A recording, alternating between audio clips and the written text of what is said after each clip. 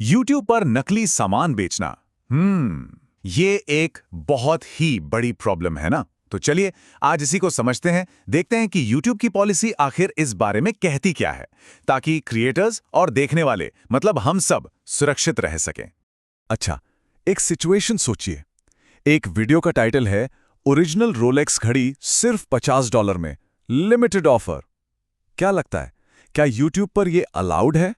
असल में यही वो डील्स हैं जो सुनने में इतनी अच्छी लगती हैं कि यकीन ही नहीं होता, और इन्हीं से बचाने के लिए ये पॉलिसी बनाई गई है। तो इस सवाल का जवाब हमें तभी मिलेगा जब हम ये समझें कि YouTube के लिए नकली या काउंटरफिट का मतलब आखिर है क्या। मतलब वो किस चीज को नकली मानते हैं। तो देखिए, सीधा साधा मतलब है, ये पॉलिसी उन प्रोडक्ट्स के खिलाफ है जो किसी असली ब्रांड के ट्रेडमार्क, लोगो या डिजाइन की नकल करते हैं। और मकसद होता है लोगों को बेवकूफ बनाना, उन्हें ये यकीन दिलाना कि वो असली माल खरीद रहे हैं। तो नकली प्रोडक्ट में कुछ चीजें कॉमन होती हैं। पहली बात, वो किसी ब्रांड का नाम या लोगो कॉपी करते हैं। दूसरी, वो उसकी ऑफिशियल पैकेजिंग या डिजाइन की भी नकल करने की कोशिश करते हैं। और सबसे जरूरी बात, उनका इरादा ही यही होता है कि उसे असली बताकर बेचा जाए। मतलब खरीदार को धोखा देना ही मेन मकसद होता है। ओके, तो अब थ्योरी काफी हो गई। चलो कुछ असली एग्जांपल्स देखते हैं जो सीधे YouTube की गाइडलाइन से हैं। इससे पिक्चर एकदम क्लियर हो जाएगी। जैसे मान लीजिए कोई सेलर नाइकी का लोगो लगाकर जूते बेच रहा है और कह रहा है ये ओरिजिनल नाइकी हैं, पर असल में वो जूते नाइकी ने बनाए ही नहीं हैं, तो ये नकली हैं। या फिर कोई ओरिजिनल एप्पल आईफोन के लेबल वाला फोन बेच रहा है जो असल में किसी और ने बनाया हुआ एक फेक फोन है, तो ये भी काउंटरफिट प्रोडक्ट प्रमोशन माना जाएगा। सिंपल। अच्छा, अब यहाँ एक बहुत इंटरेस्टिंग बात आती है। ऐसा नहीं है कि किसी ब्रांड की चीज दिखाने वाला हर कंटेंट गलत है या पॉलिसी के खिलाफ है। नहीं, यहाँ पर कॉन्टेक्स्ट मतलब कि किस संदर्भ में बात हो रही है वो सबसे ज्यादा मैटर करता है। और ये स्लाइड इस फर्क को बिल्कुल साफ कर देती है। एक तरफ अगर कोई वीडियो नकली ब्रांडेड आइटम्स बेचने को प्रमोट कर रहा है, जैसे वो $50 वाली रोलेक्स वाला एग्जाम्पल, तो वो सीधे सीधे वायलेशन है।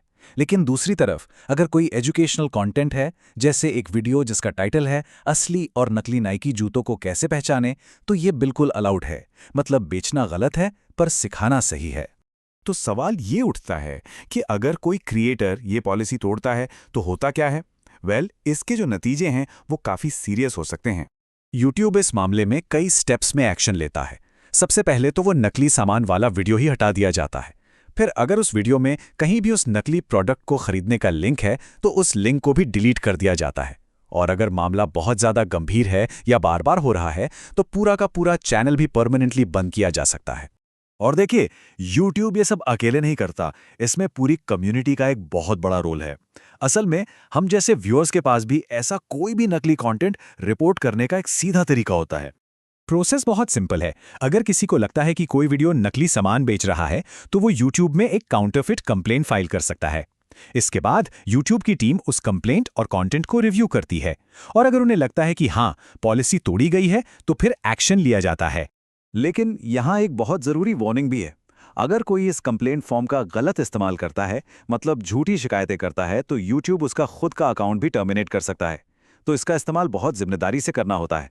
तो फटाफट से रिकैप करते हैं, याद रखने वाली बातें क्या हैं। पहली, काउंटरफिट प्रोडक्ट्स वो नकली माल हैं जो असली ब्रांड होने का दिखावा करते हैं। दूसरी, YouTube पर इन्हें प्रमोट करना या बेचना सख्त मना है। तीसरी, इसके नतीजे वीडियो हटने से लेकर चैनल बंद होने तक कुछ भी हो सकते हैं। और चौथी बात, हम सब नकली सामान को रिपोर्ट कर सकते हैं, लेकिन इस सिस्टम का इस्तेमाल ईमानदारी से करना होगा। और आखिर में एक सवाल सोचने के लिए, जब कोई नकली चीज देखने में हूबहू असली जैसी ही हो, इतनी कि फर्क करना मुश्किल हो जाए, तो फिर ओरिजिनल होने का सही मतलब क्या रह जाता है?